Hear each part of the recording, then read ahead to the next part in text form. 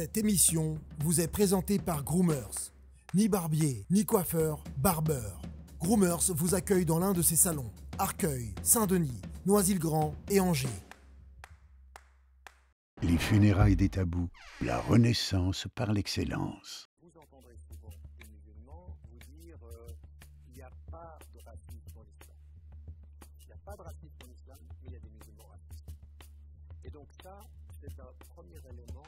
Il faut faire la distinction entre l'idéal à quoi nous sommes appelés et les réalités quotidiennes. Et dans les réalités quotidiennes, qu'est-ce que nous voyons? Nous voyons un premier élément qui vraiment est problématique, mais pas simplement vis-à-vis des Noirs, vis-à-vis de toutes les autres cultures, c'est-à-dire des Arabes qui se sont appropriés le texte avec leur culture et qui ont considéré que tous les autres étaient intacts.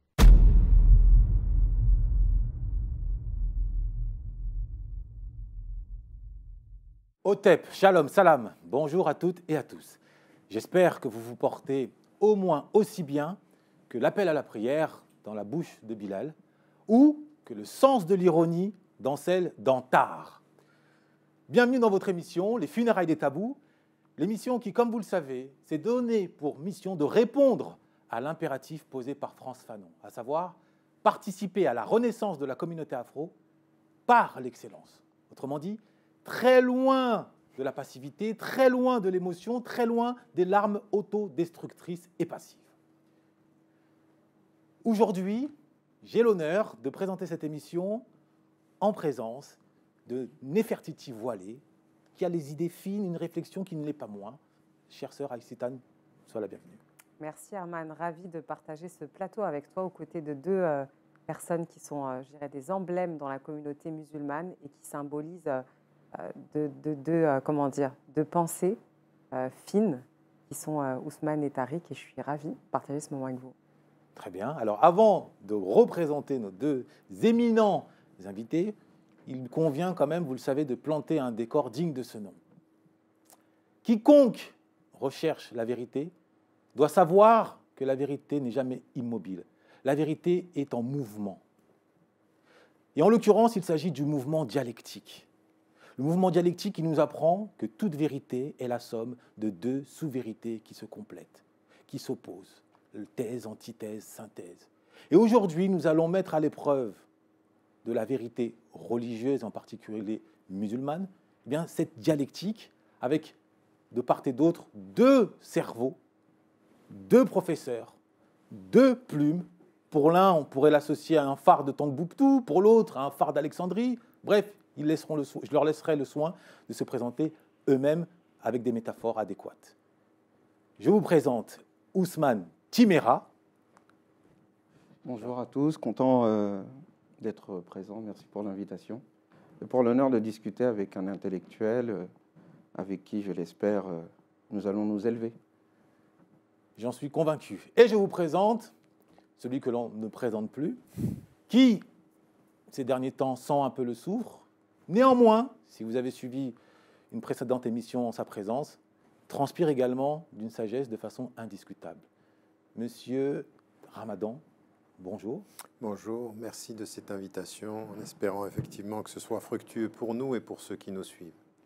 Alors, on va faire en sorte que cela le soit.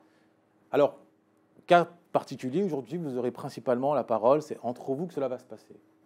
Entre Aïssatane et moi, on va se contenter de temps en temps de venir recadrer au besoin, de mettre un peu de sel, parfois un peu de poivre. Donc vraiment, c'est vous vous adressez l'un à l'autre. Nous sommes d'accord sur ce principe? Oui. Très bien. Alors j'aimerais démarrer, si vous ne m'en voudrez pas, sur un ouvrage du frère Ousmane Timéra qui, lire le Coran, lire sans faute d'orthographe, volontairement avec un Y, et la première phrase de la 4e de couverture, qui pour moi donne le ton, la guerre fait rage dans l'univers de l'interprétation du Coran. La guerre fait rage dans l'univers de l'interprétation du Coran. Bon, c'est une phrase détonnante, une phrase plus que marketing, je pense qu'il y a un fond. Donc, Monsieur Ousmane, est-ce que vous pouvez nous expliquer cette phrase, s'il vous plaît? Oui, en fait, l'idée part du principe que le Coran est la source de l'islam et la source reconnue par l'ensemble des courants musulmans. Et durant 1400 ans, cette source, récitée quotidiennement, peut-être le livre le plus récité, le plus lu du monde, a été l'objet d'interprétation, l'objet d'application de méthodologie, d'exégèse, l'objet de réflexion, de méditation, l'objet aussi d'instrumentalisation idéologique.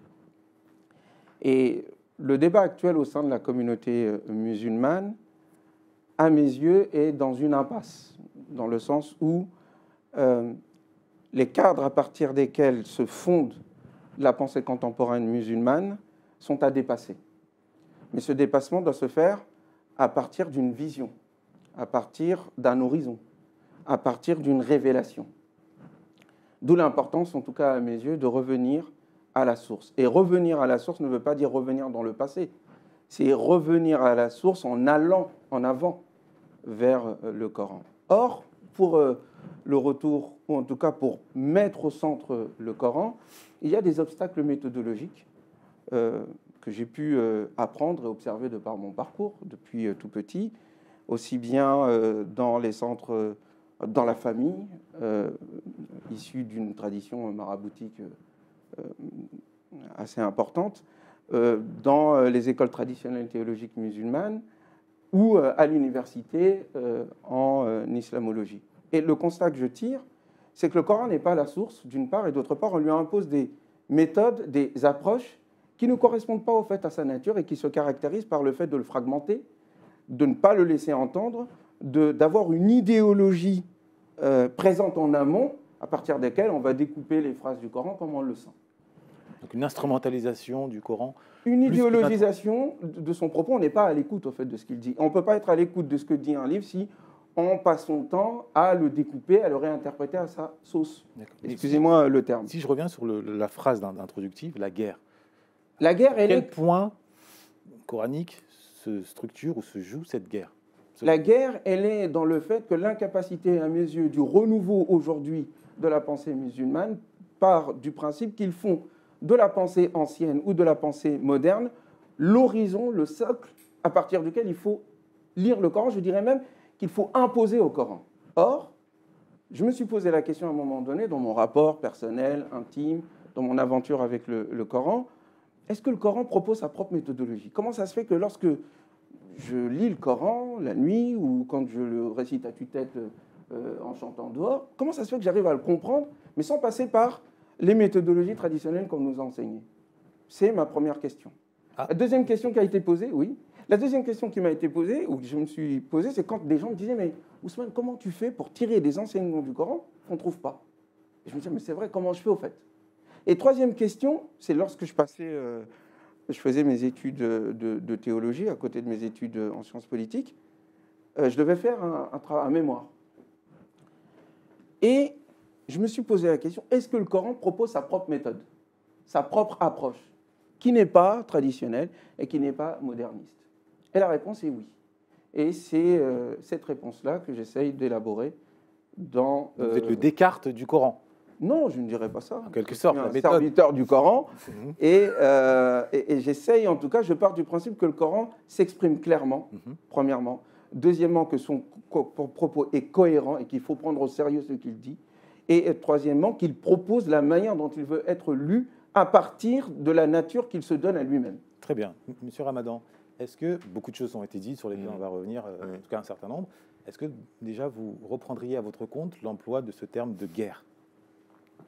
Alors écoutez, je pense que je différencie dans les propos ou l'approche de Ousmane le diagnostic du remède. Mais en amont, encore une fois, j'aimerais soumettre à votre réflexion quelque chose qui va m'amener à la discussion. Vous avez dit une chose qui est intéressante en introduction. Il faut se souvenir que la vérité est en mouvement et puis qu'elle est liée à un rapport dialectique. Et moi, immédiatement, je veux dire, je ne suis pas d'accord. La vérité, elle n'est pas en mouvement. Il y a une vérité, elle est un axe. C'est nous qui sommes en mouvement. C'est les hommes qui sont en mouvement. Et pas forcément de façon dialectique selon la façon grecque. parce que c'est très grec ce que vous avez dit, et vous citez au début de votre intervention Fanon, qui lui était un de ceux qui voulait décoloniser jusqu'à la pensée, et donc il veut se décoloniser de la pensée grecque, et qui dit par exemple que l'idée de thèse, antithèse, synthèse, c'est très grec en fait, c'est pas très africain, et c'est pas universel en fait. Et l'idée qu'il y a un axe vis-à-vis duquel nous allons être, nous, en mouvement, et qui est très, très importante, parce qu'elle est l'essence même des traditions ancestrales, africaines, asiatiques, et même, je dirais, si nous nous réconcilions avec notre pensée, la pensée musulmane, qui revient au-delà du caractère grec de la pensée chrétienne, à un socle. C'est-à-dire, attendez, il y a une vérité, et vous êtes en mouvement. Et ce mouvement-là, il n'est pas forcément contradictoire par la raison, parce que le cœur a un rapport au centre qui n'est pas dialectique. Quand vous aimez, vous ne dites pas « j'aime, j'aime pas, j'aime, j'aime pas ». Ça, c'est votre tête qui dit ça, mais votre cœur, il ne dit pas ça. Il dit « tu aimes, non ? Tu aimes, tu sais que tu aimes ». Raison pour laquelle on aura cette idée que le cœur a ses raisons que la raison ignore. Mais mon propos, pourquoi est-ce que je commence par ça ? Parce que c'était intéressant. C'est-à-dire que immédiatement, ça m'amène à la position de Haussmann qui est de dire « eh bien, moi, je suis interpellé par la notion de guerre. Parce que je ne dirais pas ça, en fait. Je ne dirais pas qu'il y a des guerres des interprétations. Je dis que ce que les êtres humains peuvent concevoir comme des guerres, c'est leur manque d'humilité quant à la relativité de leur interprétation. Si la vérité, elle est une, il faut reconnaître qu'il y a une multiplicité d'interprétations. Que l'idée, par exemple, qu'entre nous, nous sommes ici représentants de... Nous sommes 3 musulmans. Nous avons peut-être le même texte de référence, mais pas la même lecture.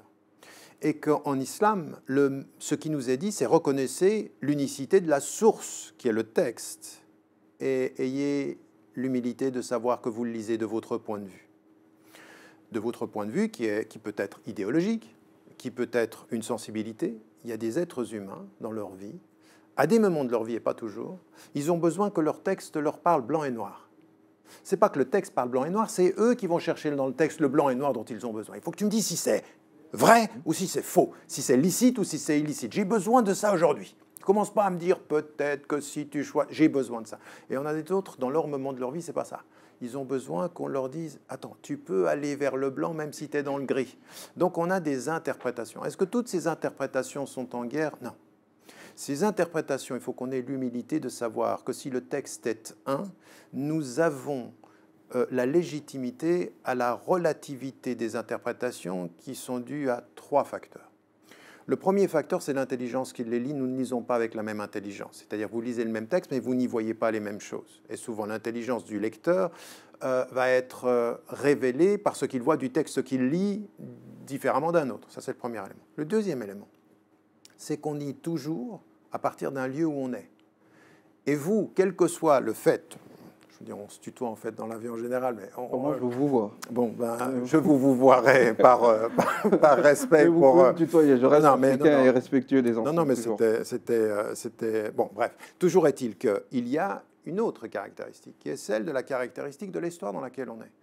La particularité de l'unité du texte, c'est de toujours avoir admis la relativité culturelle par laquelle on lit le texte. On a des lunettes culturelles forcément. Oui, mais alors, je vais juste terminer. Quand le culturel se prend pour l'absolu. C'est vrai, mais vous avez raison. Non, mais ce que je veux dire, c'est pas ça. Et ce qui fait qu'il y a des guerres d'interprétation.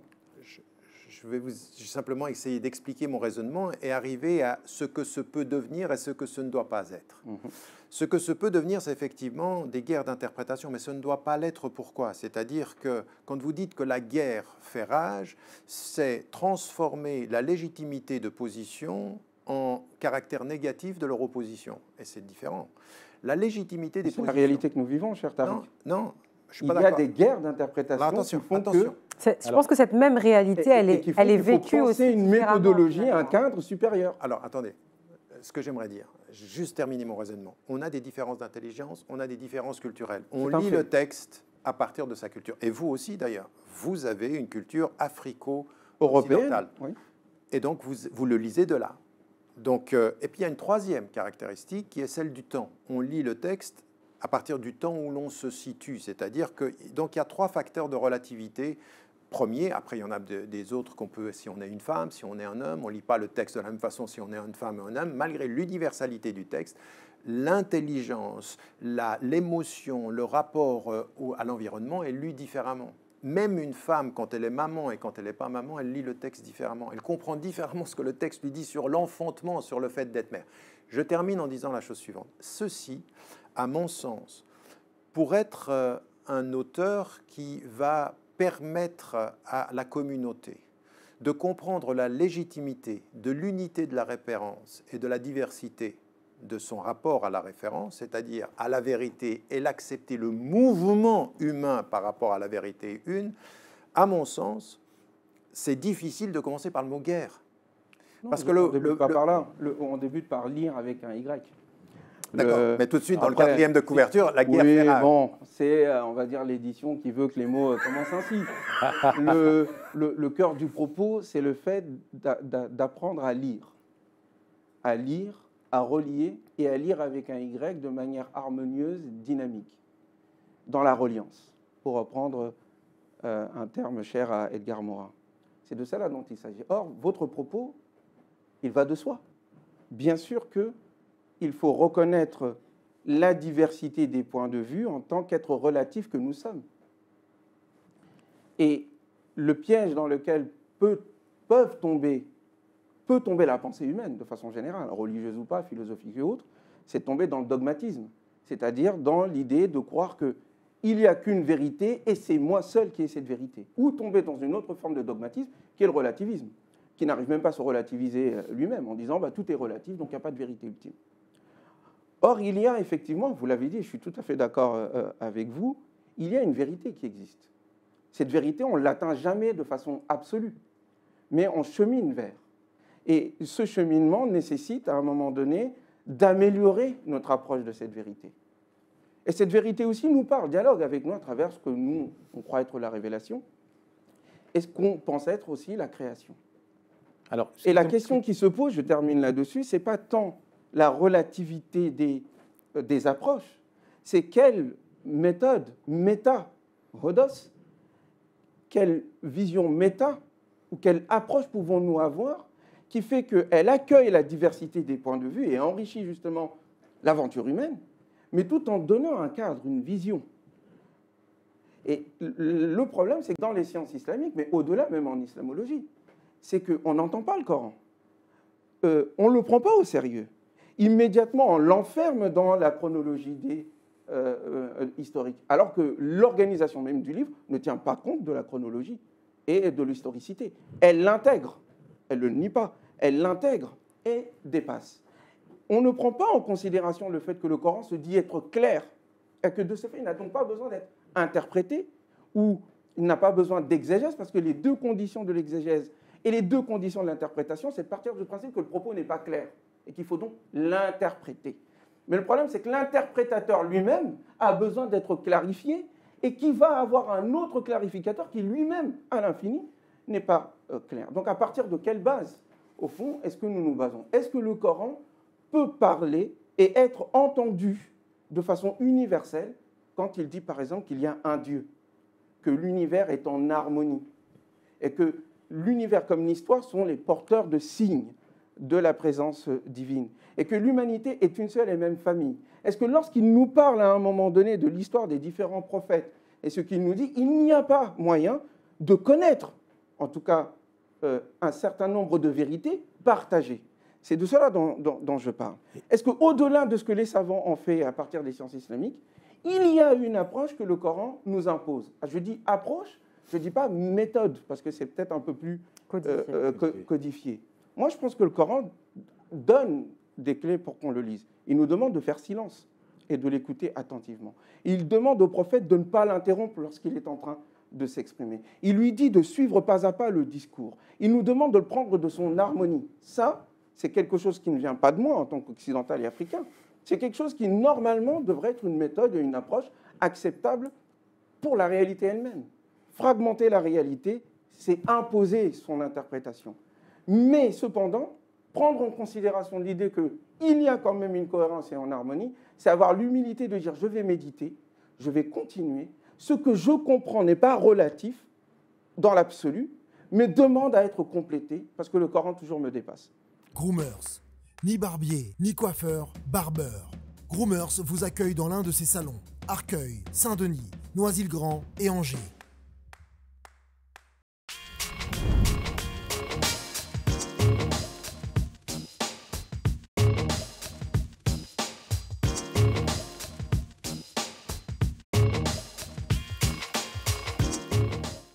Alors, là, on est dans des hautes altitudes. J'espère que nos téléspectateurs ne se perdent pas.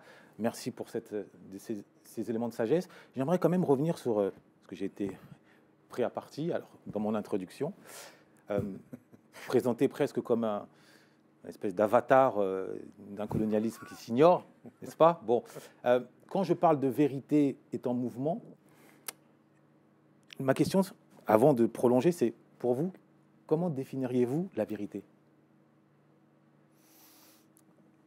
C'est une question. Ah oui, que je pose à tous les deux. Non, toujours. Non, toujours. Il y a, si vous voulez écouter, nous dans les références, dans la référence monothéiste musulmane, mais encore une fois, là nous nous rapprochons et nous sommes tout à fait d'accord avec la tradition chrétienne et la tradition juive, avec tous les monothéismes, jusqu'à la tradition abrahamique et qui remonte, la vérité, c'est Dieu.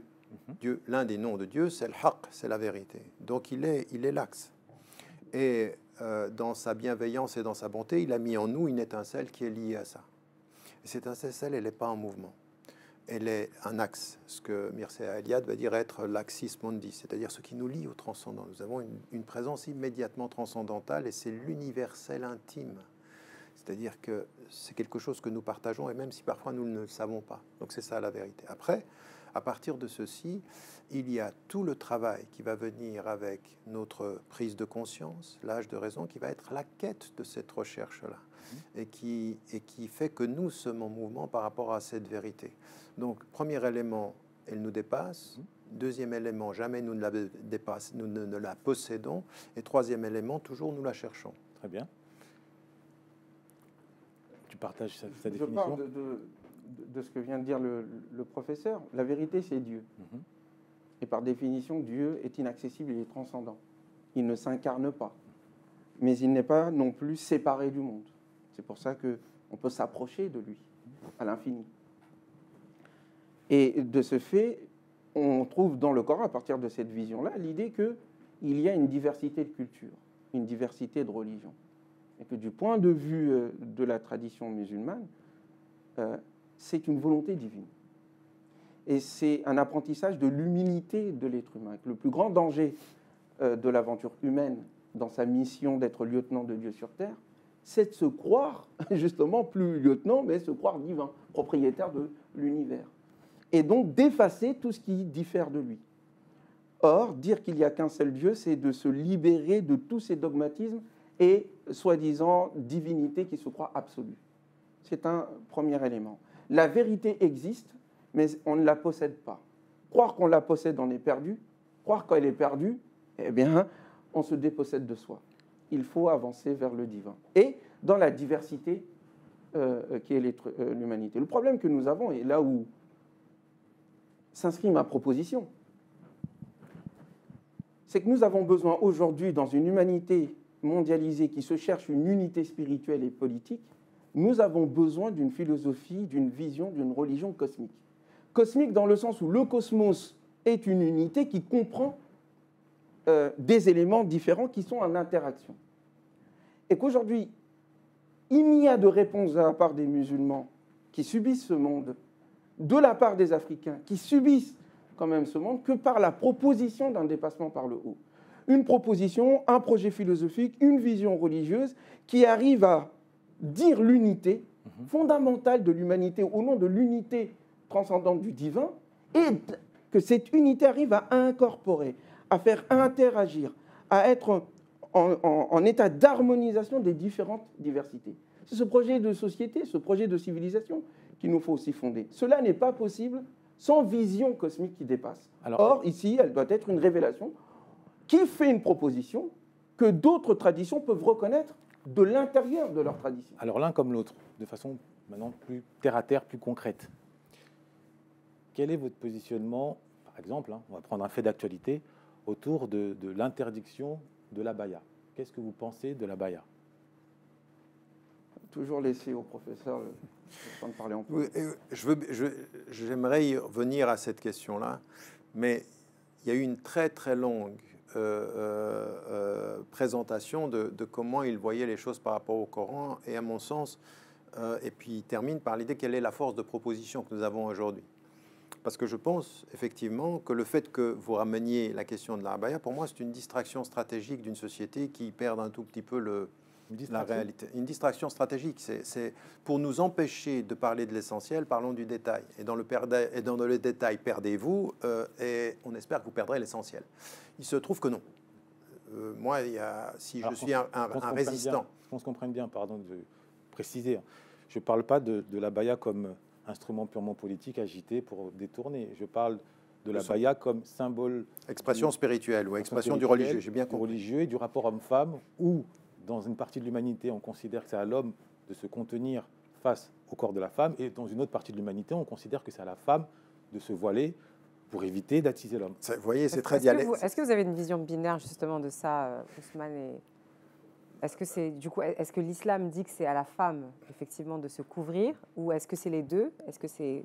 J'allais aller dans votre sens en disant c'est très binaire, et à mon sens ça n'est pas, oui, mais ça n'est pas représentatif de ce qui se passe. Mais si vous me permettez, avant d'arriver juste à cette question, parce qu'il faut quand même qu'on parle effectivement de choses plus terre à terre, il y a dans ce qui a été dit tout à l'heure, il y a des éléments qui sont à mon sens déterminants à partir de la vraie réflexion. Mais on a l'impression d'être dans une réflexion intra-musulmane. Mais en fait, elle est fondamentalement, elle est finalement fondamentalement spirituelle, et l'essentiel de ce que nous devons poser. Il y a une chose avec laquelle je suis d'accord, c'est-à-dire qu'il faut absolument que les musulmans reviennent à une compréhension plus profonde du texte fondateur. Mais je pense exactement la même chose des traditions qui nous ont précédés. C'est-à-dire que on se perd dans les conflits du temps, mais on ne revient pas au texte qui nous donne le sens du temps. Donc ça, moi, je suis d'accord. Là où je ne vous suis pas, là où je suis plus critique, c'est de dire, mais les musulmans ont perdu le Coran, et puis finalement, il y a des méthodes qui font que, à partir de la vérité, qu'il y a des points de vue qui sont relatifs, on aurait perdu le Coran. Je pense que les musulmans et que les savants et que la tradition musulmane... Je parle des méthodes, je ne parle pas des musulmans. Attendez, vous avez dit... Je ne me permettrai pas de juger tous les musulmans. D'accord, non, mais ce que je veux dire, c'est que vous avez dit, il faut prendre le Coran au sérieux. Je pense que les musulmans et les savants et l'histoire musulmane prend le Coran au sérieux, avec des interprétations qui sont parfois historiques, qui sont parfois limitées. Même par exemple, quand vous dites il faut prendre le Coran dans ce qu'il dit lui-même. Vous entendrez par exemple dans la tradition salafi contemporaine, c'est-à-dire littéraliste, qu'ils veulent faire la même chose. Ils disent il faut le prendre au Coran. Mais le problème, c'est qu'ils sont littéralistes, c'est-à-dire... Ils ne le prennent pas littéralement. Mais ça, c'est votre point de vue. Non, je peux l'expliquer. Oui, d'accord. Les salafistes ne prennent pas le Coran littéralement, ils le fragmentent. Je peux quand même... C'est un débat, c'est une dialectique. Oui, mais là, je vous ai laissé parler. Pardonnez-moi. Je vous ai laissé parler longtemps. J'aimerais juste expliquer le propos en disant qu'il faut qu'on fasse attention à ce positionnement qui consiste à regarder toutes les autres lectures à partir d'un point de vue où on absolutise le sien. Il faut être, de ce point de vue, très, très, très prudent. Parce que je pense qu'il faut... Moi, j'ai une attitude qui est totalement différente de la vôtre. Je ne pense pas qu'il faut proposer quelque chose qui se positionne au-delà de ce que le texte dit dans l'histoire, mais comprendre dans l'histoire quels ont été tous les points de vue par rapport au texte. Je pense que la sagesse, c'est la sagesse de la... Il y a un désaccord entre nous ici. Ah, c'est fondamental. Il est tellement fondamental qu'effectivement, à mon sens, la reconnaissance... Vous savez, moi, je vais vous dire une chose. J'ai énormément besoin des littéralistes, et j'ai besoin des réformistes, et j'ai même besoin des libéraux. Pourquoi? Parce que leur différence de point de vue m'amène à une lecture à partir du centre qui dit l'humilité humaine et me permet d'être questionné par ce que le texte dit. Et je ne me donnerai jamais le droit ni la fonction de penser que j'ai la méthodologie méta-historique, supra-historique qui permet de les mettre tous à équidistance. Ousmane, tu serais trop orgueilleux? C'est pas ce que je dis. Trop présomptueux, trop orgueilleux? Non, mais ce que je veux dire, c'est que j'entends ce que vous venez de dire tout à l'heure. Mais vous l'avez, je pense, mal entendu, en raison peut-être que je me suis mal exprimé. Ce n'est pas une question de pluralité. Ce n'est pas le propos, en fait. Et pour moi, parler de la pluralité des lectures musulmanes, c'est juste constater un fait. Ça n'est pas une proposition à mes yeux. Premièrement. Deuxièmement, est-ce qu'on peut questionner une méthode, une science, sans tomber dans une réponse qui, somme toute, à mes yeux, n'est pas profonde, de dire oui, mais il y a une pluralité de lecture. Oui, on sait qu'il y a une pluralité de lecture. Mais il y a quelque chose, un objet qu'on étudie et qu'il faut donc questionner la méthode par laquelle on étudie, comme on le fait pour les phénomènes naturels ou les phénomènes sociaux. Parler juste de dire oui, il y a plusieurs points de vue et c'est tout, ça n'est pas à mes yeux scientifique. À mes yeux, il s'agit de questionner la méthode, justement. C'est la méthode que je questionne. Ça n'est pas les lectures. Mais il n'y a pas une méthode, il y a des méthodes. Oui, eh ben, je questionne la méthode. Pardon. Je peux vous poser une question. Pardonnez-moi. Est-ce que vous pouvez nous dire quelle est votre proposition? Mais je viens de le dire, justement. Ma proposition, c'est qu'il y a, au-delà des différentes lectures salafis, réformistes et autres, un cadre commun. C'est pour ça que je parlais du cadre à partir duquel... Ce sur quoi tout le monde est d'accord. Non. Tous sont d'accord. Les cadres sur lesquels nous discutons, je ne parle pas ici du Coran. Je parle des cadres épistémologiques mis en place par les sciences islamiques. Messieurs, vous êtes très très sages, excusez-moi. Pardon. Voilà. Il nous faut des cas concrets. Oui, non, attends, parce que après, vous savez, le concrétisme nous a tués. On parle tout le temps de choses concrètes. Non, quand je dis le concret, c'est que l'idée, si elle ne se reflète pas dans le réel, un cas concret. Elle devient, pardonnez-moi de l'expression, de la masturbation intellectuelle. Ce n'est pas le but. Le but, c'est que, justement, pour sortir de nos tours d'ivoire, qu'on rende concrètes nos syllabes. C'est tout ce que je dis, moi. C'est-à-dire essayer de prendre des cas de figure. C'est pour ça que j'ai pris la baya. Ça pouvait paraître comme ça une distraction, mais derrière, il y avait l'idée du rapport homme-femme. Donc moi, j'essaye de recadrer, essayer de parler de façon concrète, s'il vous plaît. Prenons alors ce cas de figure. Aujourd'hui, nous sommes incapables, à un moment donné, de questionner le Coran. Enfin, le mot dire incapable est un peu présomptueux. Est-ce que les méthodes que nous avons nous permettent de donner une réponse claire sur l'idée, est-ce que oui ou non la femme et l'homme sont égaux du point de vue de l'islam? Voilà quelque chose de concret. À mes yeux, je dis qu'une révélation qui est venue guider l'humanité, qui est incapable de répondre à cette question simple, n'a rien à faire. Si elle est prisonnière des interprétations des uns et des autres, ça veut dire que le propos et le but même de la révélation n'est pas atteint. Le but d'une révélation, c'est de révéler. Si cette révélation est prise au piège par les interprétations des uns et des autres, ça veut dire qu'elle n'a rien à dire. Et toi, quelle est ta réponse à cette question ? Ça veut dire que ce sont les interprétations qui prennent le pas sur la révélation. Moi, la proposition qui est la mienne, elle n'est même pas la mienne en réalité. Je dis juste, est-ce que le Coran, à partir du principe qu'il est clair, et si on prend en considération le fait qu'il y a des mots et que les mots ont un sens, est-ce que quand je le lis dans son harmonie, est-ce qu'il me dit comment il veut être lu? Est-ce qu'il me donne une information sur le sens du monde? Est-ce qu'il me donne des informations sur le sens de notre vie? Cette réponse première, ensuite j'en fais quelque chose. Je l'applique, je l'interprète, je me trompe. Et donc, mais il y a quand même une réponse première. Vous avez une interprétation quand même. Non, oui, c'est pour ça que je ne nie pas les interprétations. Quelle est la proposition? La proposition, c'est une méthode à un moment donné qui intègre ces différentes interprétations, qui puisse arbitrer entre le vrai et le faux dans ces différentes interprétations. Et je dis que le Coran propose cette méthodologie. Maintenant, si vous me dites que non, en fait, même la proposition du Coran est tributaire de nos interprétations, dans ce cas-là, le Coran ne peut plus parler. On est dans un relativisme complet qui empêche la révélation de s'exprimer. C'est ce que j'essaie de vous expliquer en parlant de vérité en mouvement, mais on reviendra dans une autre émission peut-être dessus. Non, ce que j'allais simplement dire, c'est que ce que je comprends, c'est que le professeur Ramadan semble dire qu'effectivement, le fait de chercher une forme de lecture qui serait universelle et qui serait prégnante par rapport à tout ce qui existe, nie finalement le fait d'avoir la richesse de la diversité des interprétations et de leur légitimité aussi. Donc finalement, est-ce qu'on ne combat pas une chose en créant autre chose qui est J'ai similaire? bien saisi cela. Bon, mais je pense à mes yeux que les lectures, pour qu'elles soient lectures, se font sur un objet. Cet objet, le Coran parle. Je ne l'invente pas, cette parole. Quand M. Ramadan écrit ses livres, il a l'espoir qu'on va tous comprendre quand même le même discours, en tout cas primordial. Ensuite, on a des interprétations. Oui. Mais dire que les interprétations noient complètement le discours qu'il tient, ça veut dire qu'on ne se comprend pas quand on parle. Si je peux juste prendre 2 secondes la voix d'une jeune femme franco-africaine et musulmane, et peut-être que parmi les auditrices, celles qui vont nous regarder sur YouTube, elles sont dans cette question en se disant « Ah bah tiens, en pleine vague de la abaya, on a une vidéo sur, des funérailles et tabous sur l'islam, et on a professeur Tariq Ramadan et aussi l'illustre Ousmane Timéra qui est là, et finalement, je n'ai pas de question factuelle. Et là, on est en train de se poser une question, finalement, de l'interprétation du Coran, qui est une question qui existe depuis que le Coran existe, et c'est bien qu'on l'aborde aujourd'hui, c'est même essentiel, mais est-ce que finalement, on ne peut pas apporter une réponse factuelle aussi à ces jeunes femmes qui sont dans cette situation-là, parce que la quête d'une mode de lecture parfaite du Coran, pour moi, c'est une quête, voilà, c'est l'histoire de la vérité, quoi. On s'en rapproche, mais on ne la touche jamais, et on a, finalement, notre existence, elle est circonscrite à ce qu'on vit aujourd'hui, à notre actualité, et le fait d'avoir la lecture parfaite, on l'aura au paradis, messieurs, j'ai envie de vous dire. La vraie compréhension, hein. L'exégèse parfaite, on l'aura au paradis par le Seigneur, et notre réalité aujourd'hui, c'est de se dire, OK, avec ce qui se passe dans notre contexte, c'est pour ça que la lecture, elle est toujours contextuelle, elle est toujours appuyée sur une réalité.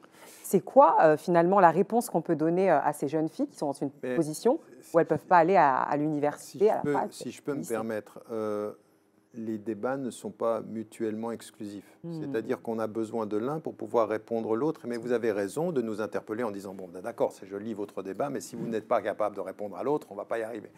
Donc je pense qu'ils se complètent. Mais il faut comprendre comment ils se complètent et pourquoi. Parce que dans les positions de Ousmane, ce qu'il pose fondamentalement, c'est est-ce que le Coran a objectivement une parole qui peut être dite et qui est cohérente en elle-même au-delà de l'espace et du temps et dont on peut s'approcher? Ce que je réponds immédiatement, c'est un oui ferme, avec cette caractéristique que les hommes sont dans l'espace et dans le temps et qu'à travers l'espace et le temps, il interprète, et même lui, dans sa nouvelle proposition, c'est une proposition d'un espace et d'un temps donné. Qui sera amené à être dépassé. Voilà. Et donc, à un moment donné, le texte, il dit quelque chose. Maintenant, le texte, il dit quelque chose, mais l'interprétation du texte, que ce soit culturellement, que ce soit même vous, quand vous avez lu le texte, quand vous aviez 15 ans, quand vous le lisez aujourd'hui, vous ne lisez pas le même texte eu égard à votre intelligence, à votre histoire. Je veux dire, même d'un point de vue scientifique, vous avez dans le Coran, on peut créer jusqu'à votre doigt. À l'époque, le doigt, c'est la petite chose. Aujourd'hui, c'est l'empreinte digitale qui fait la différence de tous les autres. Je vais te recréer, toi, dans ta singularité. On ne pouvait pas le comprendre scientifiquement à l'époque comme on le comprend maintenant. Donc, scientifiquement, les connaissances évoluent. Culturellement, les connaissances sont diversifiées. Dans le temps de notre propre vie, nous avons... Donc, tout ceci ne met pas en cause le fait que le texte peut parler par lui-même, mais que nous parlons d'un certain point de vue historique. Ce qui est important dans la discussion que vous posez sur la abaya, c'est de dire, est-ce qu'il y a dans le texte un principe qui apparaît du texte qui soit transhistorique et qui reste jusqu'à aujourd'hui, sur lequel il n'y ait pas de discussion? Il y en a un. Il y en a un, et celui-ci, il est la question de la pudeur. C'est le principe fondateur du Coran, c'est-à-dire que vous serez sur la terre femmes et hommes, hommes et femmes, des êtres de pudeur. Mais la pudeur, telle qu'on la comprend, qui va être synthétisée par des principes qui vont être eux-mêmes différents. Je vous donne un exemple. Quand je parlais de la pudeur en Afrique, par exemple, et c'était très très intéressant, c'était avec l'imam Fofana, paix à son âme, et j'étais avec lui et je disais, en fait, les principes éternels qui viennent du texte sur la pudeur, c'est ça ne doit pas être transparent, ça ne doit pas être moulant, et ça doit être discret. D'accord? Donc c'était ça. Et lui, il m'arrête, il me dit non, il manque une chose. Il dit, ça doit être beau. C'est-à-dire, il ajoute l'esthétique, c'est-à-dire la culture africaine, c'est de dire, non, tu ne vas pas nous ramener l'islam saoudien. Bon, aujourd'hui, vous êtes habillé de noir, il faut être en noir pour être vraiment musulman. Non, en Afrique, être noir, c'est le contraire d'être discret au sens de s'habiller en noir. D'accord? Et donc, il y a des éléments qui sont de l'universel. Comment ceci va se traduire culturellement dans les sociétés à travers le temps? Eh bien, ça va dépendre aussi des interprétations du temps, de la culture. Les principes sont transhistoriques, les actualisations, les traductions vont être... Alors maintenant, est-ce que la abaya est islamique ou pas? Ce qui est islamique dans la abaya, c'est uniquement le principe de pudeur. Mais la abaya, c'est culturel. Ce n'est pas une histoire ni de couleur, ni de centimètres, ni de... Ça n'a rien à voir avec ça. Là, après, donc, tomber... vous venez de dire quelque chose de très très important. Ouais. Donc, pour vous, la abaya répond à l'exigence de pudeur du Coran. Non, j'ai dit ce qui est la pudeur, oui. C'est ce qui est le principe, c'est la pudeur. Okay. Son expression culturelle va être liée à des façons de comprendre. dans les mondes arabes, la pudeur a été traduite par la abaya. Donc en gros, vous dites aux jeunes filles, ne cherchez pas, enfin, ne vous attirez pas des foudres inutilement. Ne tombez pas dans le piège. Troquez la baya contre un t-shirt large, en gros. Oui, alors En gros, si c'est je ça. comprends bien, on peut aller en pagne, en wax gros- par en gros, exemple, c'est ça. ou en sari indien. Faites le choix de la pudeur. De la pudeur. Ne tombez pas dans le piège de ceux qui veulent faire de votre principe universel de pudeur une expression culturelle donnée. Vous n'avez pas à vous arabiser pour être musulmane. Vous n'avez pas. C'est ce que je dis quand je vais en C'est Afrique. Je dis intéressant, aux ça. Africains, vous avez Partage pas ce point de vue. Je le partage, d'autant plus que, en fait, ça illustre le problème que nous avons. C'est qu'il y a une manière particulière, historique, culturelle, dans laquelle l'islam, les enseignements de l'islam ont été actualisés par les musulmans. Et le problème, c'est qu'on confonde cette actualisation culturelle, circonstancielle, comme étant l'islam lui-même. Il y a un uniforme musulman. Si tu ne t'habilles pas de telle manière, bah, tu n'es pas un vrai. Et c'est une erreur. Il ne faut pas confondre le principe avec son actualisation. Et il y a différentes manières d'exprimer la valeur universelle qu'est la pudeur. Ça, c'est un premier élément. Deuxième élément, la question de la baya. Pourquoi est-ce que je vais bientôt publier un article là-dessus, mais il est intéressant de savoir pour quelles raisons est-ce que cette question apparaît comme ça, du jour au lendemain, dans l'actualité. Nous ne soyons pas de ceux qui subissons l'actualité en nous sommant de commenter la baya. Si je peux me Il y a une, Ousmane, pardon. C'est que il y a une stratégie politique qui est là. Et qui au moment où l'émission sera diffusée, ça ne fera peut-être plus l'actualité en tant que telle. Donc moi, c'est pas une remise en cause. La problématique, c'était vraiment de voir l'abaya en tant que symbole et ce qu'il dit, pas la manière dont il était instrumentalisé. Donc restons, de grâce, on a clôturé l'abaya, mais sur l'égalité homme-femme. Sur l'égalité homme-femme. Au-delà, parce que la question sur l'égalité homme-femme, s'il te plaît. La question de l'abaya a été mise en place par une stratégie qu'il faut comprendre, premièrement. Deuxièmement, elle est mise en place par une minorité de jeunes femmes qui pensent que, religieusement, il n'y a que comme ça qu'elles peuvent s'habiller. Il y a aussi un travail d'éducation à faire et de compréhension. Et il y a des courants qui diffèrent là-dessus. Parce qu'il y a des courants, et c'est là où on revient sur la question de l'interprétation, qui vont vous dire que coraniquement parlant, et dans la tradition du prophète, une femme doit s'habiller comme ça, un prince et tout. Bon, là, il y a une discussion à avoir. Dire, bon, quelles sont tes méthodes et tes critères à partir desquels tu poses cette interprétation? Est-ce qu'elle est validée? Est-ce qu'elle est valide? Et une discussion doit avoir. Quatrièmement ou troisièmement, la question de l'égalité entre les hommes et les femmes. Est-ce que la question de l'abaya est la traduction d'une infériorité de la femme? Pourquoi? Ça, c'est une interprétation purement avis, occidentale. Mais donc, dans le Coran, les hommes et les femmes... Je voudrais dire aussi, c'est que moi, en étant partie faire le pèlerinage à la Mecque, je n'ai vu, et là, c'est peut-être la question à professeur Tariq qui est plus arabisant que nous, disons.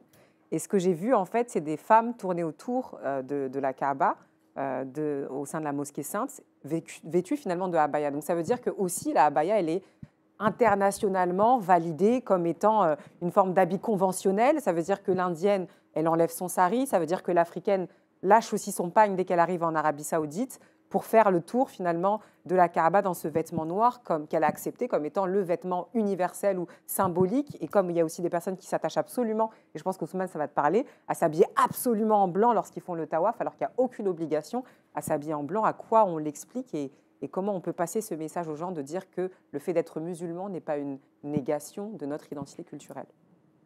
Mais en fait, vos propos se rejoignent et confirment quelque chose qui est vrai et qui est juste. C'est-à-dire qu'à un moment donné, vous avez fondamentalement une confusion entre le principe tel qu'il apparaît dans le texte et sa lecture telle qu'il est culturellement compris dans le contexte dans lequel il est. Et donc, on va arabiser.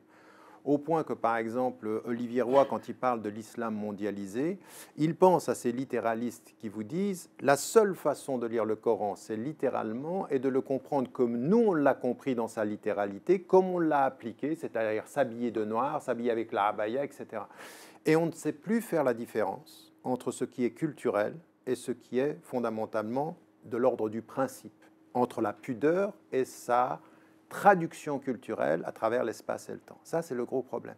À tel point que ceci s'est répandu dans le monde que vous avez... Mais il faut que vous compreniez la perversité de ce que je suis en train de vous dire.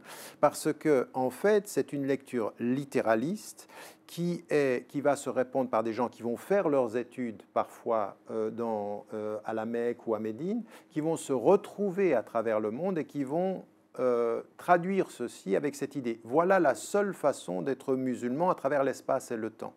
Ce qui est la perversité, c'est qu'il faut que vous compreniez qu'en Occident, on promeut cette lecture. C'est-à-dire que les alliés objectifs des pouvoirs comme l'Arabie Saoudite ou comme ce sont des gens qui ont... Il y a une forme de soft power, c'est ce que... Mais pourquoi ils font ça? Parce qu'en fait, en mettant cette expression culturelle de la différence, on confirme que l'islam est différent, qu'il n'est pas des nôtres, il s'habille de noir, il s'habille avec la abaya qui vient d'Orient, ils n'y arriveront pas.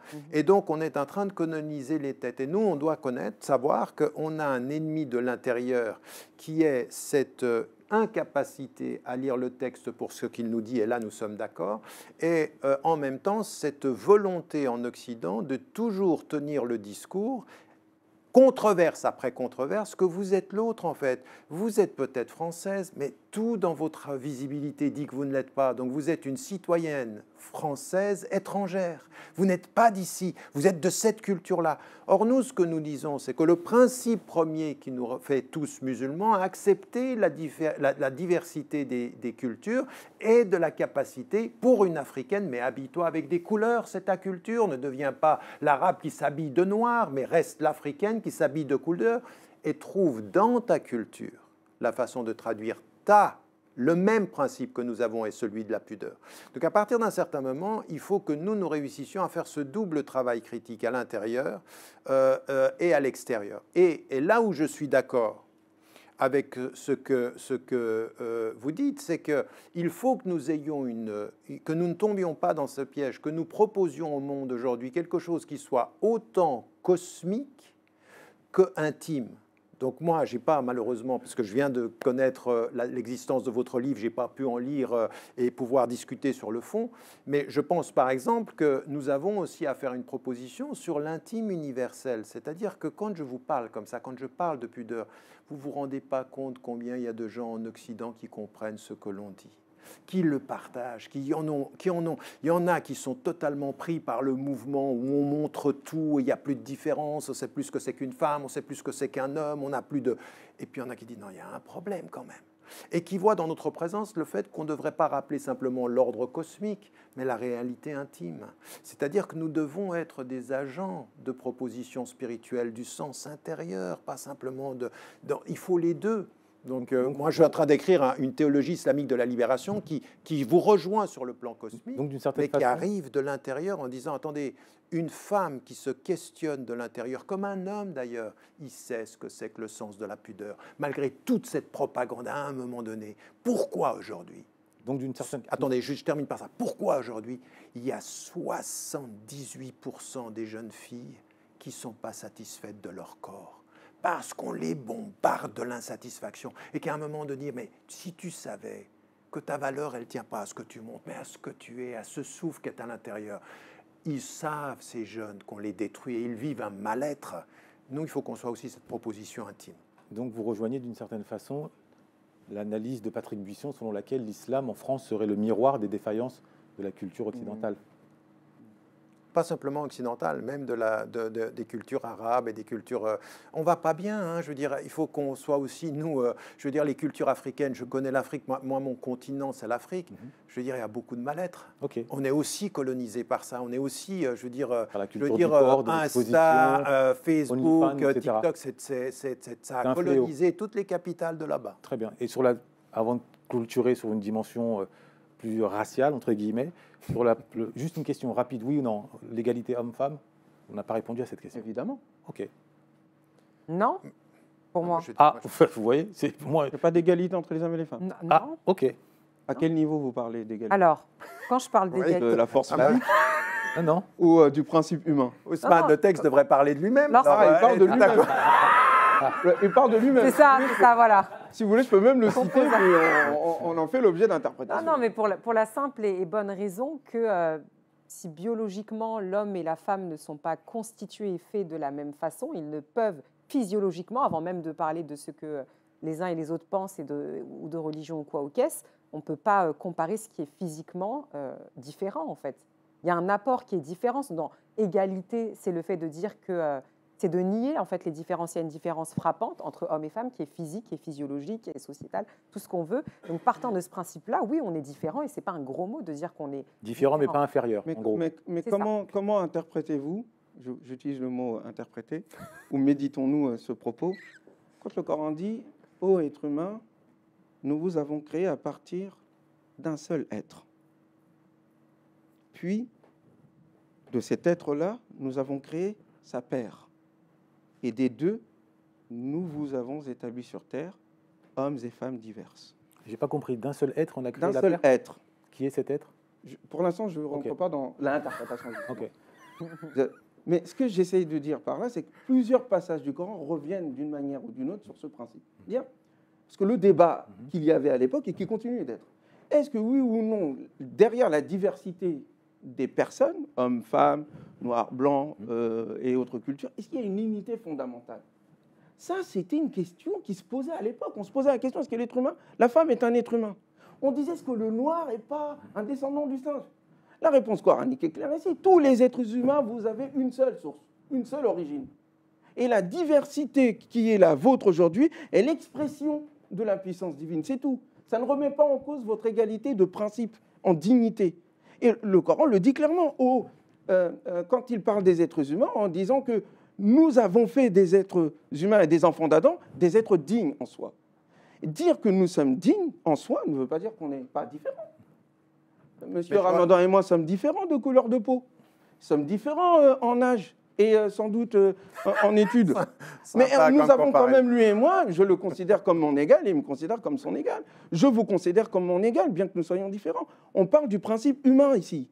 Et c'est ça le fond du débat. Okay. Mais justement, si je peux me permettre par rapport à cette question, parce que la réaction immédiate au fait de dire dans le Coran oui, en disant attendez, non, pas tout à fait, parce qu'il y a des différences biologiques, il ne suffit pas de dire qu'on a la même source unique, parce que votre interprétation de ce verset est qui existe. Vous avez remarqué que je n'ai pas interprété, j'ai juste traduit. Non, c'est une interprétation. Bon, très bien, bon, allons-y. Puisque plein on pourrait le dire en arabe, mais attendez, plein de savants disent exactement le contraire de ce que vous dites, en disant justement que l'un a été tiré de l'autre et que celui qui est tiré de l'autre est forcément inférieur à la source. C'est pour ça que j'ai posé la question. C'est pour ça. Mais pourquoi? Vous savez, vous savez pourquoi? Biblique. Non, c'est pour ça que j'ai posé la question. Non, parce que attendez. D'inspiration biblique. Parce que dans la tradition biblique, il y a ceci, mais vous avez dans le Coran des interprétations s'appuyant non pas sur la hadith, mais oui, mais bien sûr. L'idée de dire que... Je veux dire, vous n'allez pas dire que Ibn Taymiyyah est inspiré par le christianisme. Non, je dis qu'Ibn Taymiyyah et d'autres savants ont été inspirés par des sources bibliques qui n'ont pas été assez critiquées. Je vous laisse la la paternité.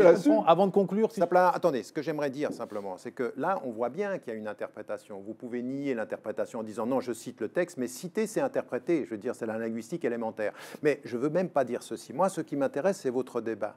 En disant, vous dites, comme on a la même source, on est forcément égalitaire. Non, on peut être de la même source et être maître et esclave. La source ne dit pas le statut des personnes, c'est-à-dire qu'on peut être les enfants du même père et de la même mère, et l'un sera maître et l'autre sera esclave. Oui, on peut. Donc c'est attendez. L'origine commune. Non, l'origine. Non, pas du tout. Si, toute la création est d'origine divine finalement, mais ça peut être la même source peut faire penser que le texte lui-même, quand il dit « les hommes ont autorité sur les femmes », a mis en évidence une différence de statut. Et là où moi je veux répondre, parce que c'est là où c'est intéressant ce que vous avez dit, il y a une différence entre avoir une égalité de statut devant Dieu et une identité de constitution parmi les hommes. Nous ne sommes pas identiques, mais nous sommes égalitaires. Et pourquoi c'est important de faire cette différence-là? Parce qu'aujourd'hui, c'est par là qu'on répond à cette nouvelle façon de dire, mais en fait, le fait que vous soyez un homme ou que vous soyez une femme, c'est une construction sociale. En fait, vous n'êtes rien au départ. Biologiquement, ça n'a rien dit. Vous êtes peut-être biologiquement un homme, mais en fait, vous pourriez être une femme structurellement. Et vous, la même chose. Nous, on répond à ça en disant non. Nous sommes et nous descendons d'un créateur qui nous a créés, nous sommes créés, et nous sommes à égalité d'être dans notre adoration de Dieu, mais pas seulement dans notre... Et c'est là où moi je revendique une interprétation différente des traditions, de certaines traditions musulmanes. Nous avons une égalité sociale également. Cette idée... Pardon ? À mettre en place. À mettre en place. À partir d'une vision de l'être humain qui dit que vous êtes digne en soi et que nous ne tout pouvons à fait. pas accepter de domination qui détruit cette dignité en soi. Là-dessus, nous sommes on est tout à fait d'accord. C'est-à-dire, à partir d'une interprétation de l'égalité de statut devant Dieu, revendiquer et se battre contre tous les patriarches, les systèmes patriarcaux, pour dire de ce point de vue-là, nous devons... domination, en fait. Et de domination, nous devons nous engager à ce que la femme ait les mêmes droits que les hommes socialement. Ce n'est pas simplement le même statut devant Dieu, c'est les mêmes droits dans la société. Mais en même temps qu'on dit ceci, on retient ce que vous venez de dire, c'est-à-dire qu'un homme, ce n'est pas une femme. Oui, mais ça va de soi. Non, mais ça ne va pas de soi. Mais je veux dire, alors vous ne suivez pas les débats contemporains, ça ne va pas de soi. Ça va de soi pour nous qui parlons et qui parlons d'une vision cosmique. Mais moi, ce que j'aimerais répondre aux musulmanes et aux musulmans, comme aux chrétiens et aux juifs qui sont perdus dans ce débat-là, la caractéristique de la non-identité biologique est essentielle à l'application de l'égalité sociale. Que vouloir nier cela, c'est perdre cela. Mais le nier, justement, et eux, ils nous disent le contraire. La domination. Pardonnez-moi, quand je parle de cosmique, je ne suis pas dans les nuages. Quand je parle de cosmique, c'est à un moment donné l'idée que l'interaction entre la mort et la vie, l'interaction entre l'élément mâle et femelle, participe de ce mouvement cosmique dont le Coran nous parle très bien, qu'on étudie. C'est un premier élément. Deuxième élément, dire qu'il y a à un moment donné égalité, c'est respecter les différences que Dieu a mis en place pour l'entreconnaissance. C'est nécessaire. Il y a deux manières de dominer. Une domination qui uniformise, il y a un seul modèle et ça s'applique à tout le monde, masculin ou féminin ou autre, ou une domination qui relativise tout et il n'y a plus rien du tout. Nous, on n'est pas dans la... On est dans la reliance et non pas dans l'opposition et dans l'uniformisation. Donc, moi, je pars du principe qu'effectivement, nous devons affirmer le caractère féminin et masculin distinct, je dis distinct, et pour distinguer, c'est-à-dire se distinguer dans le sens noble du terme, et en même temps se mettre en relation. Le problème de la domination, c'est qu'elle brise la relation et fait en sorte qu'il y ait domination en essayant de prendre un élément du tout supérieur à l'autre. Et concrètement, ça se voit par exemple dans la façon dont le Coran, effectivement, partage l'héritage. Souvent, on accuse le Coran d'être inégalitaire, parce qu'il a donné une part supérieure aux garçons dans un cas particulier du partage de l'héritage. Alors que quand on lit, là, on prend tout le passage, et pas fragmenté. On se rend compte que non. Parce qu'il y a des moments où il donne plus que la femme dans certains cas, dans d'autres cas, c'est égalitaire, et dans d'autres cas, c'est différent. Je dis, mais en fait, il prend en considération le caractère, je dirais, cosmique et symbolique qu'il y a entre hommes et femmes. Et c'est cela que j'appelle. Je ne dis pas que mon interprétation est la meilleure, je ne dis pas ça. Je dis qu'on doit prendre en considération la totalité du propos. Et ça, ce n'est pas une interprétation, c'est une exigence méthodologique. Si on ne fait pas ça, on se trompe, à mon avis, et on est en incapacité de répondre aux défis qui sont les nôtres aujourd'hui. C'est un sujet tellement vaste, d'autant que entre homme, femme et le féminin et masculin, ce n'est pas tout à fait lié. Et je pense que nous, Africains, on est capable d'apporter une réponse là-dessus. Parce que chaque homme a de la féminité et de la masculinité, et inversement, donc ça trouble un peu. Selon certains mystiques, on serait tous androgynes, et selon un certain degré, mais bon, c'est un autre débat. Moi, j'aimerais terminer là-dessus, sur ce qui se passe dans le monde arabe et dans le monde musulman, et le rapport, entre guillemets, le lien avec le racisme. On voit ce qui se passe en Tunisie, on voit ce qui se passe en Libye, on entend un certain nombre de choses. Donc, est-ce que, et je rebondis sur une précédente intervention qu'Ousmane a eu la gentillesse de nous livrer ici, bien que je vais la caricaturer un peu, comment combattre le racisme et cette hiérarchie installée au sein de l'islam où l'autorité, l'imam, c'est très souvent l'arabe, si je puis dire, et c'est rarement l'homme noir. Et après, ça se diffuse dans une vision où l'homme noir, c'est le khalouche. Donc, comment combattre ça ?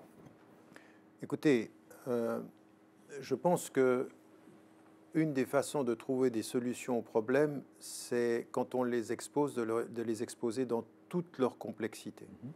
Et c'est un problème qui est extrêmement complexe, même si les sources en sont simples, les réalités et les traductions sur le terrain, c'est très complexe. le principe fondateur de la tradition musulmane, c'est que nous sommes tous égaux, quelles que soient nos couleurs, et que la bénédiction du fait que nous ayons plusieurs couleurs et plusieurs langues doit se transformer par le fait de rendre grâce et exprimer notre gratitude vis-à-vis de Dieu de nous avoir fait tel. Donc ça, c'est un premier principe. Et vous entendrez souvent des musulmans vous dire il n'y a pas de racisme en islam. Il n'y a pas de racisme en islam, mais il y a des musulmans racistes. Et donc ça, c'est un premier élément. Il faut faire la distinction entre l'idéal à quoi nous sommes appelés et les réalités quotidiennes. Et dans les réalités quotidiennes, qu'est-ce que nous voyons? Nous voyons un premier élément qui vraiment est problématique, mais pas simplement vis-à-vis des Noirs, vis-à-vis de toutes les autres cultures, c'est-à-dire des Arabes qui se sont appropriés le texte avec leur culture et qui ont considéré que tous les autres étaient inférieurs. C'est-à-dire que quand vous êtes asiatique, vous devez apprendre de l'arabe.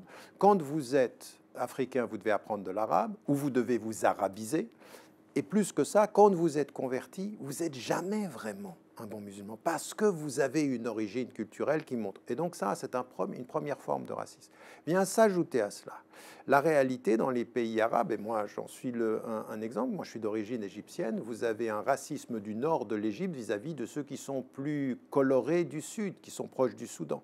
Et vous avez un vrai racisme, je l'ai vécu dans ma famille, c'est-à-dire que dans ma famille égyptienne, attendez, on ne se marie pas avec quelqu'un de couleur, c'est-à-dire, et quand j'ai commencé à prendre des jeunes Français, Européens, de confession musulmane, et je leur dis maintenant on va aller au Sénégal, on va aller au Mali, vous allez vous rendre compte de ces réalités-là. Mais il y en a que, ouf, t'es sûr? Est-ce que c'est sûr? Et puis, on ne connaissait pas. C'est-à-dire que même on a importé en Europe les réalités des différences. C'est-à-dire, et moi, je suis rentré dans l'islam américain par la porte de Malcolm X et des Noirs. Et qu'à un moment donné, vous alliez, le même jour, dans la même ville, deux conventions, ici les African Americans, c'est-à-dire les Noirs africains, et de là, les immigrés arabes. Et les deux disent, on est tous des frères. Ah ouais, on est tous des frères dans deux fraternités séparées. Et qu'à partir d'un certain moment, ça révélait quelque chose qui est problématique. Est-ce que finalement, c'est pas une solution? Alors attendez, il y a trois choses qu'il faut reconnaître, je vais vite les dire. La première des choses, c'est la réalité qu'il faut lutter à partir de la référence musulmane en leur disant, attention, tu ne peux pas continuer à dire que l'islam n'est pas raciste et toi entretenir une position culturelle qui non seulement l'entretient, mais l'amplifie. Deuxième des choses, c'est l'utilisation politique de ceci. Vous avez vu ce qui s'est passé en Tunisie, on a vu ce qui s'était passé en Libye. On sait aujourd'hui qu'il y a une instrumentalisation de ces réalités-là et il faut aujourd'hui que les musulmanes et les musulmans, à partir de leurs principes et la compréhension politique de cela, se lèvent et disent ça suffit. C'est-à-dire que nous sommes ensemble, nous sommes dans une fraternité humaine. C'est pour ça que je vais vous dire une chose. Moi, j'ai enseigné pendant des années qu'il faut être un citoyen français, européen, occidental. Je me suis dit, mais mince en fait. En poussant les gens à devenir citoyens, vous courez le risque de les pousser à une espèce de nationalisme et une appartenance qui leur fait oublier leur humanité première. Donc on a oublié que l'immigrant qui vient, qui est en train de mourir dans la mer Méditerranée, il est aussi humain que toi et que ta citoyenneté fera pas et ne peut pas faire que pour être considéré comme un bon Français citoyen, tu finisses par être négligent de l'humanité qui meurt et que tu criminalises celui qui est en train de battre pour la dignité. Et puis la troisième des choses qui vient aussi de cette question politique, c'est vraiment le caractère éducatif, la réalité de faire en sorte de comprendre aujourd'hui, dans ces réalités structurelles, comment est-ce que ce racisme est là? Il y a un vrai racisme. Est-ce qu'il ne relève pas d'un besoin psychologique aujourd'hui? Après, je passe la parole à Ousmane. Est-ce que aujourd'hui, dans la hiérarchie mondiale, l'Occident, par le soft power, a pris le pouvoir dans l'imaginaire collectif? Or, c'est l'imaginaire qui gouverne le monde. Et est-ce que une grande partie du monde arabe se sent fier d'être arabe du fait de ne pas être Kael? Mais attendez, c'est non seulement maintenant, mais ça a été la réalité de ce qui s'est passé sous les colonisations. Ce que je veux dire par là, c'est qu'en gros, votre discours va se heurter à une fierté, à se dire non, nous on veut garder cette certitude d'être supérieur à ceux qui sont plus foncés, puisque ça nous conforte. Non, je comprends ce que vous voulez dire. Ça peut arriver, et je pense que vous pourrez trouver soit des élites intellectuelles, soit dans les mouvements populaires, ces réalités-là. Mais je pense qu'en même temps, et c'est là-dessus que je parie, c'est-à-dire qu'il y a aujourd'hui un véritable réveil, très différent de ce que ce fut, de la conscience noire, différent. Et ils ont raison, d'une certaine façon, de dire à l'Occident, attendez, ça suffit maintenant, vous nous avez colonisés, menti. Mais ils ont aussi raison de dire aux Arabes, attendez, vous allez arrêter de nous arabiser et puis de nous inférioriser de ce point de vue-là. Et ceci, c'est vrai aussi. Donc on doit avoir ce double front. Mais il ne faut pas le faire noir contre blanc ou noir contre arabe. Il faut le faire hommes et femmes de principe contre tous ceux qui les perdent. Et que moi, je suis l'allié des victimes du racisme. Et moi, je me retrouve en face de... Je vais dire, à un moment donné, j'ai essayé d'expliquer le parcours de Malcolm X qui était passé d'une espèce d'enfermement de tous les Blancs, c'est le diable, à l'idée, non, mais c'est pas vrai, c'est pas tous les Blancs qui sont le diable. Il y a des Blancs racistes et puis il y a des Blancs qui sont plus proches de mon africanité originelle que les Noirs eux-mêmes. Il y a des Blancs. Il y a des Noirs qui sont très blancs à l'intérieur, et puis il y a des Blancs qui ont compris ce que c'était qu'un Noir. Donc, vous voyez ce que je veux dire. Vous n'êtes pas pour une solution de repli où chacun, comme aux États-Unis, vivrait sa religiosité musulmane en fonction de sa couleur de peau. Non, moi je reviens à un élément qui est celui finalement qui est une reconnaissance pratiquement cosmique de ce qui nous est universel, de dire, vous et moi, je ne suis pas de la même couleur de vous en apparence, mais si je défends les mêmes principes, nous sommes sur la même lutte. Et cette même lutte, c'est de dire à tous ceux qui sont d'autres couleurs qu'en fait, c'est inadmissible de différencier à partir de la couleur. C'est ça qui m'intéresse aujourd'hui. Merci. Je suis très heureux d'écouter ce discours de Tariq Ramadan, je le connaissais déjà. Et ce sera le mot de la fin. Mais dommage qu'il n'ait pas partagé, effectivement, il y a un travail à faire. Moi, je suis pour, effectivement, une vision qui relie les différents êtres humains. Et je pense que les Africains ont à proposer quelque chose d'universel à la communauté musulmane mondiale et au monde. Et je suis donc pour une stratégie afro-musulmane. Cependant, il y a effectivement un danger dans l'unité de la communauté musulmane, parce qu'on a quand même la chance d'avoir en communauté, une communauté, on partage avec des millions de personnes. Moi, je ne veux pas me retirer de cette chance, de cette communauté mondiale, pour me replier dans mon ethnie particulière. Même si cette communauté te crache dessus? Ce n'est pas toute la communauté qui me crache. Non, je demande, c'est une hypothèse. Justement, ce n'est pas toute la communauté qui me crache dessus. Une petite parenthèse pour clarifier le discours. Quand vous dites afro, afro, ça réfère à quoi? Couleur de peau. C'est une couleur de peau, est-ce que c'est le continent? Oui, bon, c'est comme quand on dit les Américains. Les Canadiens, bon, ils ne s'offusquent pas quand on dit non, mais moi, je demandais juste à Ousmane. Afro, ça veut dire quoi pour Ousmane? Je parle d'afro, c'est-à-dire ceux qui sont de couleur noire, dans mon propos. Je ne parle pas du continent. Et pas les Pakistanais?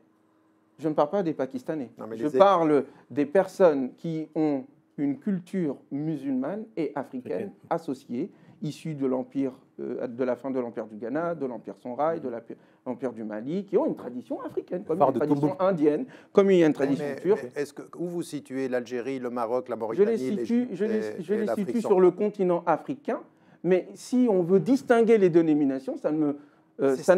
Pardonnez-moi, non, c'est pas le problème. De la conférence de Berlin, c'est eux qui ont divisé le Nord je sais bien. du Sud. Je sais, pardonnez-moi, mais quand je parle à des Maghrébins et qu'on leur dit vous êtes Africains, ils sont les premiers à dire ils ne sont pas, ou plutôt dire ils sont d'abord Maghrébins. Moi, ça ne me dérange pas. Je veux juste distinguer, parce que sinon je serais obligé de dire noir. Et je n'aime pas le terme noir. Je préfère dire africain. Maintenant, la distinction entre arabes, maghrébins dans le continent africain et le reste subsaharien et noir, ce sont que des terminologies. Dépassons les mots et allons dans le fond. Je reviens donc sur mon propos. Il y a effectivement un risque de rupture au sein de la communauté musulmane de façon générale, au sein des quartiers populaires, sur cette question de racisme qui gangrène, mine de rien, nos relations. Elle n'est pas explosive, parce que de part et d'autre, il y a des gens de conscience. Voilà, on sait quand même se tenir.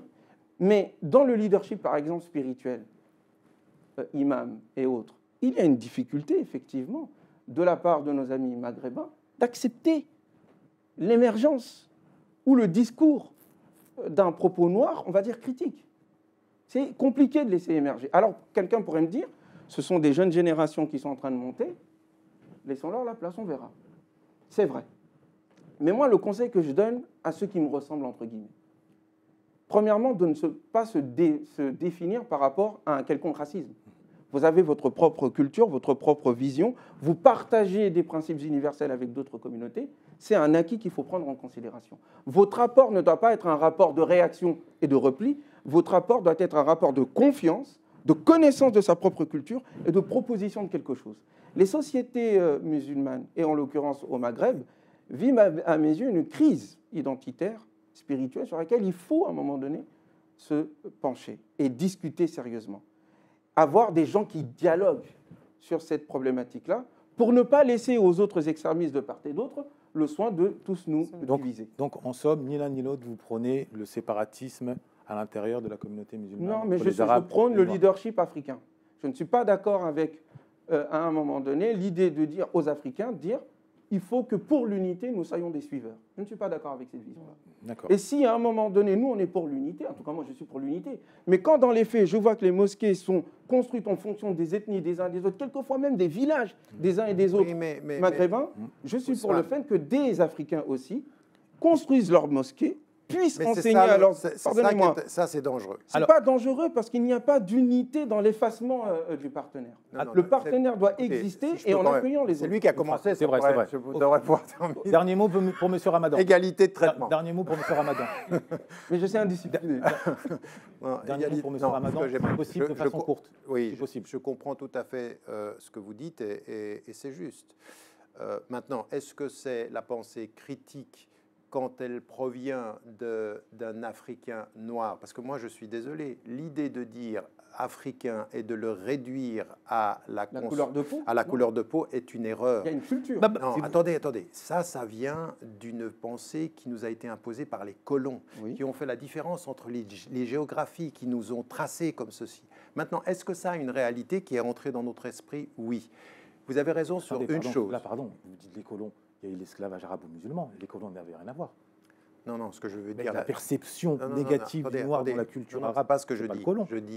Je disais sur la façon de concevoir l'Afrique. Non, mais ça, c'est le mot qu'il a utilisé juste pour marquer une appartenance. Non, mais c'est très important. Moi, je parle de stratégie. Voilà. Non, c'est pas... Il faut pas. La stratégie, c'est qu'à un moment donné, ceux qui sont exclus doivent s'organiser. Les Africains, ce sont tous les Africains. Ce ne sont pas les Africains. Vous avez compris ce qu'il voulait dire, M. Ramadan. Mais c'est pour ça que je dis, mais attendez, non, mais c'est pas ça. Il ne faut pas, on utilise n'importe quel mot, puis après on vous dit, vous savez ce que je veux dire. Non, il a utilisé en référence aux Afro-Américains que vous-même avez employé tout à l'heure. Vous avez dit les Afro-Américains. Ce que je vous dis, il a dit un leadership afro. Moi, ce que je vous dis, c'est que nous sommes tous Africains et il faut que nous le comprenions et que nous imposions de façon égalitaire le fait que notre appartenance à l'Afrique, elle est la même, quelle que soit notre couleur de peau. Ça, c'est un premier élément. Le deuxième élément, qui est celui de dire il faut que nous venions ensemble et que nous proposions, que nous soyons une force de proposition par rapport à, d'une part, une vision du monde, à une proposition qui serait née de nos différentes spiritualités, qu'on soit chrétien, qu'on soit même de tradition africaine ancestrale ou musulman, que nous venions avec ceci.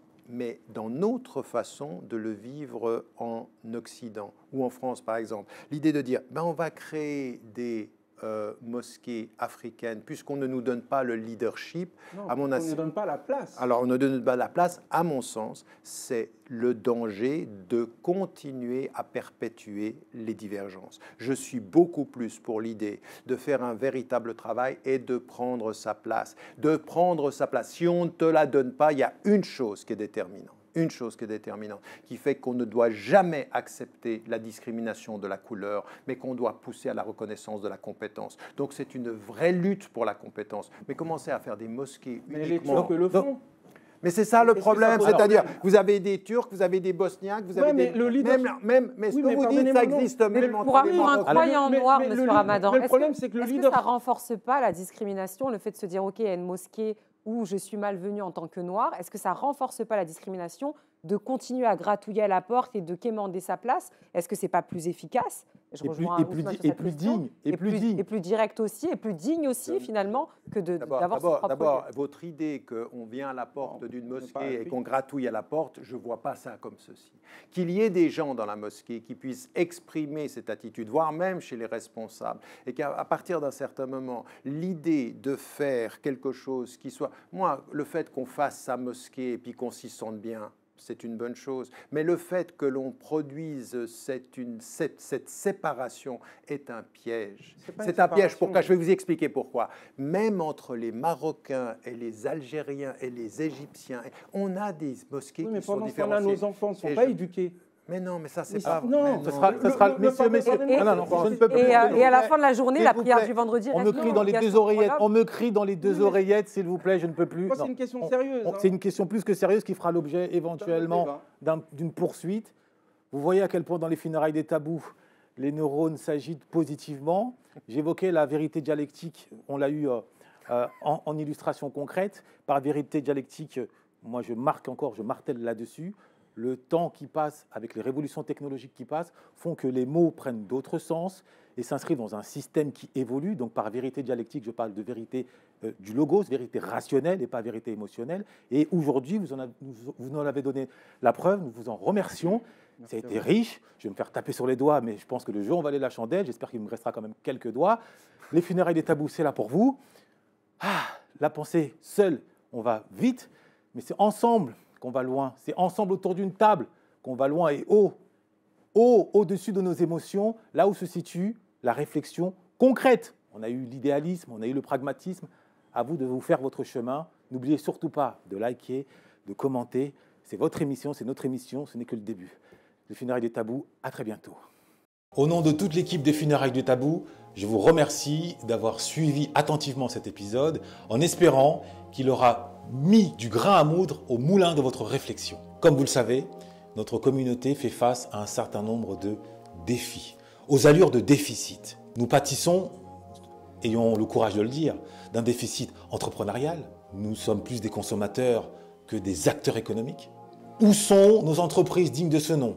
On se rend à Château-Rouge, à Château-d'Eau, on s'aperçoit que les magasins qui vendent nos produits ne sont pas vendus par nous-mêmes, mais par d'autres. Et s'agissant du terrain organisationnel, c'est un secret de polichinelle. Nous ne sommes pas encore au rendez-vous de l'excellence en la matière. Ou même encore, déficit d'ordre culturel. Où sont nos journalistes, nos historiens de nouvelle génération qui peuvent transmettre le sens de la dignité aux prochaines générations. Qu'est-ce que ça donne comme conséquence ? Ça donne une communauté parfois enchaînée ad vitam aeternam au HLM, à l'assistanat. Pire, psychologiquement enfoncée dans une forme de victimisation. Et il se trouve, et Dieu merci, que notre communauté regorge de personnalités ici ou là qui ont une expertise à faire valoir et à mettre au service des nôtres afin de tordre ce déficit et d'engager cette renaissance par l'excellence. Si vous voulez être des acteurs du changement, de votre vie, quand on sait que ce n'est pas l'union qui fait la force, c'est l'union des forts qui fait la force de l'union. Si vous voulez être fort, eh bien, nous avons concocté des vidéos. Mais ce ne sont pas des vidéos de divertissement, ce sont des vidéos qui vous donneront des clés pour vous permettre de faire face à ces défis. Des clés sur le terrain entrepreneurial. Comment réussir à tenir le coup et à avancer avec succès sur ce terrain-là. Des clés sur le terrain culturel. Comment réussir à maîtriser votre logos, à bien vous exprimer, à mettre en avant sur des terrains intellectuels. Des clés d'ordre organisationnel. Comment parvenir à être structuré efficacement et à répondre aux défis que cela impose. Eh bien, c'est simple. Il vous suffit de cliquer dans la barre de description où vous y attendent des vidéos 100% gratuites. Mais gardez bien en tête que gratuité ne rime pas avec médiocrité. Bien au contraire.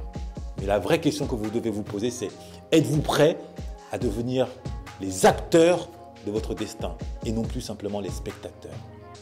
Je vous laisse la réponse.